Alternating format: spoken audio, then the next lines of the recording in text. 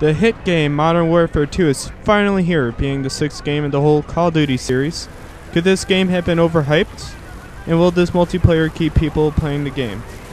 This game will be rated on its graphics, sound, gameplay, story, controls, and its multiplayer.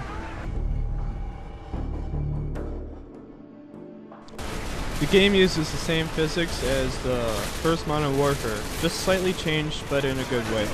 The slight lag where the body took a little bit to go limp is now finally gone.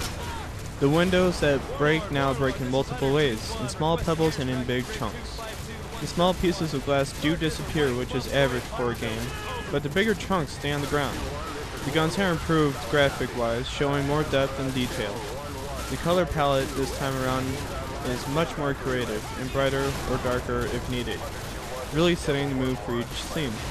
The only complaints I really have is the snow doesn't have a true physics like Uncharted 2 has, and the bullet shells that are on the ground don't lay flat on the ground, they slightly go through the ground.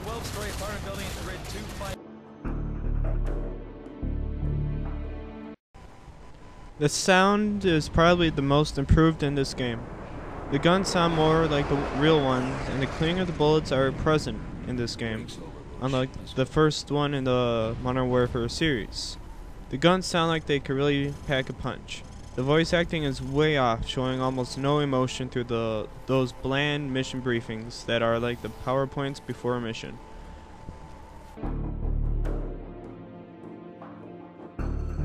The gameplay is very smooth and enjoyable. First-person shooters, in my opinion, are very hard to screw up, but companies have managed to somehow screw them up. Modern Warfare 2 does no such thing. In fact, I think they set the standards for first-person shooters. Each gun has its own weight, and so down the character. Each mission seems to add a bit of variety. There's one mission though, and I'll probably show that for the story, which can be a bit offensive according to the game, is where you shoot everyone in an airport. The game kind of does go out of its way to make you hate the main villain, thus leading into the story.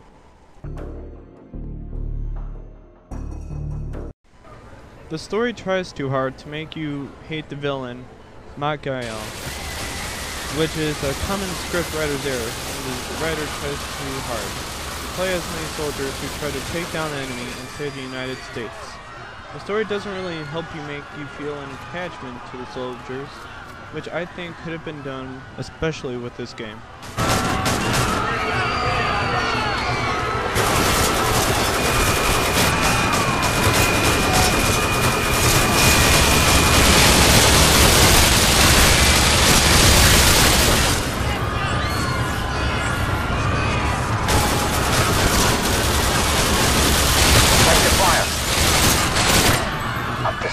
Go.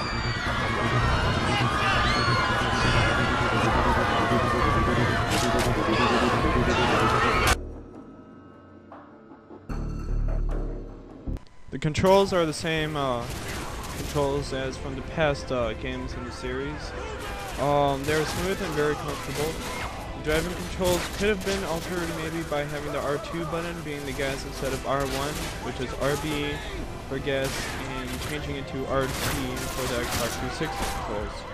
But other than that, the controls are very easy to get the hang of. It really makes it easy for people to know what they're doing.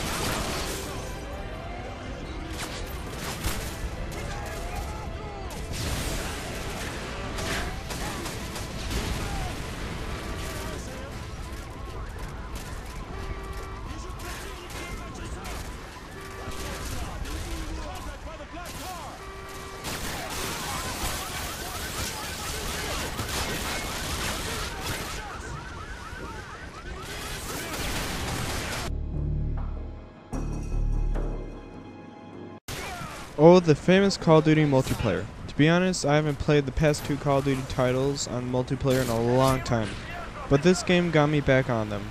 Multiplayer is fantastic with minimal glitches, and all the little what the hell moments are gone. The detail is high for multiplayer, not comparable to Halo 3 ODST Online or Uncharted 2 Online, but is still a great improvement from the past 2 titles. The multiplayer compared to Modern Warfare 1 is still the samest in some situations. They just altered some of the pleasures like 2 attachments, customized kill streaks, and such. but still it is worth the money to buy the installment just for the multiplayer. I do think the game was slightly overhyped story-wise. Multiplayer was a bit underhyped. But this is a must-buy game and definitely amongst the contenders for Game of the Year in many shows.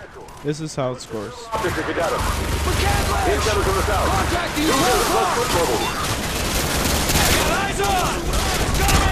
Tango's on the roof behind